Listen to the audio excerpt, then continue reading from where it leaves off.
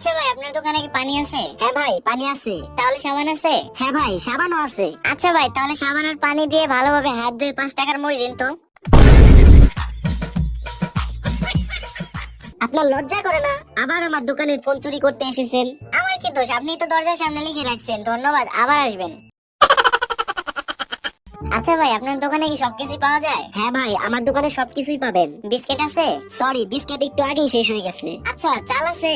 দুঃখিত ভাই, চাল এখনো পৌঁছায়নি। সাবান আছে? সাবান আজকে বিকালে আসলেই পাবেন, এখন নেই। আচ্ছা, তাহলে তালা আছে? হ্যাঁ ভাই, তালা আছে। ভেরি গুড, তাহলে দোকানে তালা লাগান আর বাড়ি গিয়ে নাকে তেল দিয়ে ঘুমান। ধর্মিয়া, এটা কি মোবাইল দিছেন? দেওয়ার আগে তো বলছিলেন সারা জীবনেও নষ্ট হবে না। 2 মাসও তো ব্যবহার করতে পারলাম না, এর মধ্যে নষ্ট হয়ে গেল।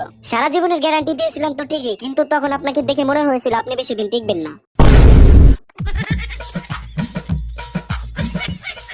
বল্টু, তোমার লজ্জা করে না? এই নিয়ে তুমি তৃতীয়বার কোর্টে এলে। স্যার, আমি তো মাত্র তৃতীয়বার আসলাম আর আপনি তো প্রতিদিনই আসেন। আচ্ছা ভাই, কি লাগবে আপনার? আমার বইয়ের পোশাক কুকুরের জন্য একটা ভালো কেক দিন তো। এখানেই খাবেন না প্যাক করে দেব?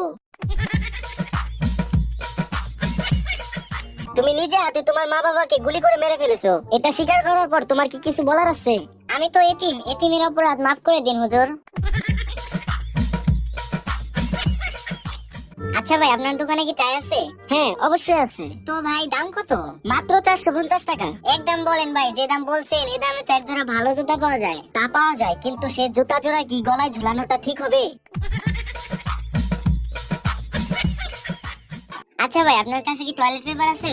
না ভাই, টয়লেট পেপার আজকেই শেষ হয়ে গেছে, এখন সিরিজ পেপার আছে, এটা দিয়ে কাজ চালিয়ে যান, কাল টয়লেট পেপার এনে দেবো। বলো তো, তুমি জেলখানা থেকে পালিয়েছিলে কেন? হুজুর, জেলখানার খাবার খুবই জঘন্য, খাওয়াই যায় না। কিন্তু তুমি জেলখানার তালা ভাঙলে কিভাবে? হুজুর, সকালের নাস্তা রুটি দিয়ে।